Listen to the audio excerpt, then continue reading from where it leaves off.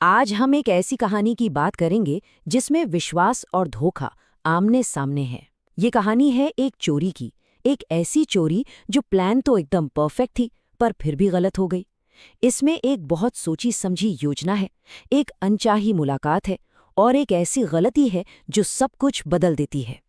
तो सवाल यही उठता है, एक तरफ कहा जाता है कि चोर को पकड़ने के लिए चोर चाहिए और दूसरी तरफ ये भी कहते हैं कि चोरों में भी अपनी एक ईमानदारी होती है।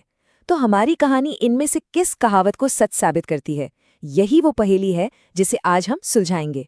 तो चलिए कहानी में आगे बढ़ते हैं और मिलते हैं हमारे मेन कैरेक्टर हॉरेस डैनबी से। अब पहली नज़र में देखें तो वो एक आम शरीफ इंसान लगते हैं, लेकिन हॉरेस डैनबी के आप कह सकते हैं दो चेहरे हैं। दुनिया के लिए वो एक बहुत ही इज्जतदार और कामयाब ताले बनाने वाले हैं, पर असलियत कुछ और है। उनकी एक छिपी हुई जिंदगी भी है जिसमें वो हर साल ठीक एक तिजोरी लूटते हैं। पर रुकिए, ये कहानी सिर्फ पैसों की चोरी की नहीं है, जैसा कि हम आगे देखेंगे। तो फिर वो चोरी करते क्यों हैं? यही बात उन्हें दूसरे चोरों से एकदम अलग बनाती है। हॉरेस को नायाब, बहुत ही दुर्लभ और महंगी किताबें पढ़ने और जमा करने का शौक है और उनका ये शौक ही उनकी चोरी की वजह है। मतलब उनका ये जुनून उनके किरदार को और भी दिलचस्प बना देता है ना? तो अब आते हैं उनकी इस साल की प्लानिंग पर। इस बार हॉरिस का निशाना है शोटोवर ग्रेंज, और जैसा कि उनका तरीका है, वो कोई भी काम बिना पूरी प्लानिंग के नहीं करते। तैयारी जोरों पर है। तो दांव पर लगा क्या है? उस तिजोरी में है करीब करीब 15,000 पाउंड के गहने। ये इतनी बड़ी रकम है कि उनका किताबों का शौक अगले 1 और साल तक आराम से पूरा हो सकता है। और उनका प्लान देखिए कितना सोचा समझा है। 2 हफ्ते लगाकर उन्होंने घर की एक एक चीज, वायरिंग, रास्ते, सब कुछ अच्छे से स्टडी किया। उन्हें पता था कि नौकर कब मूवी देखने जाएंगे, यहाँ तक कि घर की चाबी कहाँ रखी जाती है ये भी मालूम था। और तो और घर के कुत्ते शेरी को कैसे शांत करना है ये भी उन्हें पता था। मतलब कागज पर तो प्लान एकदम फुल प्रूफ लग रहा था। लेकिन कहते हैं ना, बड़े बड़े प्लान्स को कभी कभी एक बहुत छोटी सी चीज बिगाड़ देती है। और यहाँ वो छोटी सी चीज थी, मेज पर रखे फूलों का एक गुलदस्ता। असल में हॉरेस को हे फीवर था और उन फूलों से उन्हें छींकें आने लगी।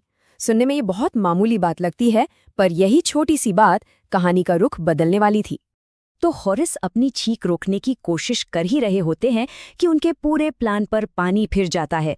उन्हें एहसास होता है कि वो घर में अकेले नहीं हैं। तभी दरवाजे से एक आवाज आती है। ये क्या है, जुकाम या हे फीवर? बस ये सुनते ही हॉरेस के तो होश उड़ जाते हैं। एक पल में उनका पूरा प्लान, उनकी सारी तैयारी, सब कुछ दांव पर लग जाता है। और जब वो पलट कर देखते हैं तो दरवाजे पर लाल ड्रेस पहने एक नौजवान खूबसूरत औरत खड़ी थी। और अजीब बात ये थी कि वो बिल्कुल शांत थी। उसके चेहरे पर कोई घबराहट नहीं थी, जिसने हॉरेस को और भी ज्यादा हैरान कर दिया। वो उनसे डर नहीं रही थी, बल्कि ऐसा लग रहा था जैसे उन्हें एक चोर को देखकर हैरानी भी हो रही है और मजा भी आ रहा है। और बस यहीं से शुरू होता है दोनों के बीच दिमागी शतरंज का खेल। अब हॉरेस जाहिर है सिचुएशन को संभालने की कोशिश करते हैं। वो सफाई देते हैं कि वो कोई समाज के दुश्मन नहीं है, वो तो सिर्फ अमीर लोगों को लूटते हैं, और वो भी एक बहुत अच्छे काम के लिए। वो एक तरह से खुद को रॉबिन हुड की तरह पेश करते हैं, इस उम्मीद में कि शायद वो उनकी बात समझ जाएं। और बस यहीं पर कहानी में एक बड़ा ट्विस्ट आता है। एक ऐसी बातचीत जो हॉरेस को लगता है कि उनके हक में जा रही है, असल में उन्हें एक बहुत बड़ी गलती की तरफ ले जा रही थी। एक ऐसी गलती जिसकी उन्हें बहुत भारी कीमत चुकानी पड़ेगी। तो वो औरत एक कहानी बनाती है। वो कहती है कि असल में वही इस घर की मालकिन है। उसे आज रात एक पार्टी में जाना है और गहने चाहिए, पर वो तिजोरी का कॉम्बिनेशन भूल गई है। अब हॉरेस को लगता है कि ये तो किस्मत का खेल है, उसे इस मुसीबत से निकलने का एक सीधा साधा रास्ता मिल गया है। और बस उस औरत को इम्प्रेस करने के चक्कर में हॉरेस अपनी जिंदगी की सबसे बड़ी गलती कर बैठते हैं। वो अपना सिगरेट लाइटर निकालने के लिए अपने ग्लव्स यानी दस्ताने उतार देते हैं। सोचिए, एक इतना माहिर चोर, पर उस एक पल में उसने अपनी सबसे बड़ी सुरक्षा हटा दी। ये लापरवाही नहीं, बल्कि एक तरह से शराफत दिखाने की कोशिश थी जो उल्टी पड़ गई। इसके बाद तो सब कुछ बहुत तेजी से होता है। 1 घंटे के अंदर हॉरेस तिजोरी खोल देते हैं, गहने उस औरत को देते हैं और वहां से खुशी खुशी निकल जाते हैं।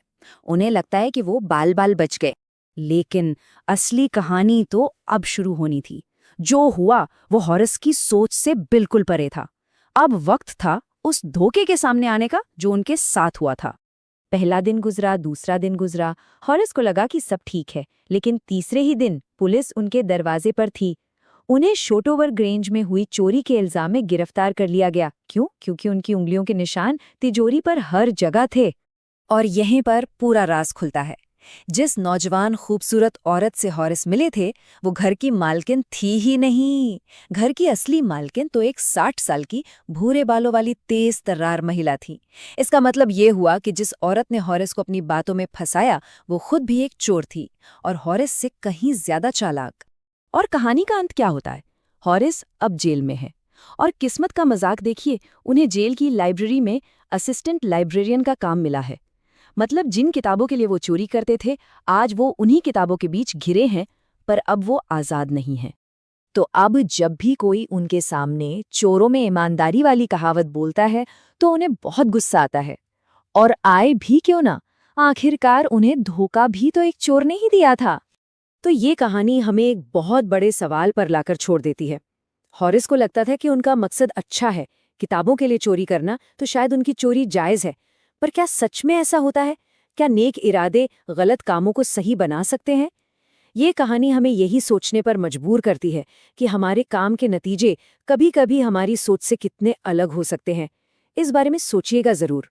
भारी किताबों को पॉडकास्ट में बदलें। स्मार्ट लर्निंग और संक्षिप्त विवरण के लिए पॉड स्टडी को सब्सक्राइब करें।